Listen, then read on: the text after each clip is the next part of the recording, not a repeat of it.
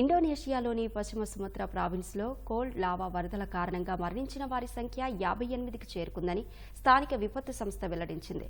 ఇంకా 35 మంది గల్లంతయ్యారని వెల్లడించింది. శనివారం భారీ వర్షాలకు చల్లని లావా బురద తోడవడంతో ఒక్కసారిగా వరదలు జనావాసాలను ముంచెత్తాయి. భారీ వర్షాలకు మరాపి పర్వతంపై చల్లని లావా పెద్ద ఎత్తున బురద సమీపంలో ఓ నదిలోకి చేరింది. దీంతో నదిలో ప్రవాహం పెరిగి అగాం తనహ్ దాతర్ జిల్లాలోని పలు గ్రామాలను ముంచెత్తింది. వరదల ధాటికి వందలాది ఇళ్లు ధ్వంసమయ్యాయి. రవాణా వ్యవస్థ స్తంభించిపోయింది. గల్లంతైన వారి కోసం సెర్చ్ ఆపరేషన్ కొనసాగిస్తున్నామని, మృతుల సంఖ్య మరింత పెరిగే అవకాశం ఉందని అధికారులు వెల్లడించారు. ఆకస్మిక వరదల కారణంగా తమకు భారీ స్థాయిలో నష్టం చేకూరిందని స్థానిక దుకాణదారులు అంటున్నారు. ఇల్లు, దుకాణాల్లో దాదాపు 50 సెంటీమీటర్ల ఎత్తు వరకు బురద పేరుకుపోయిందని వాపోయారు.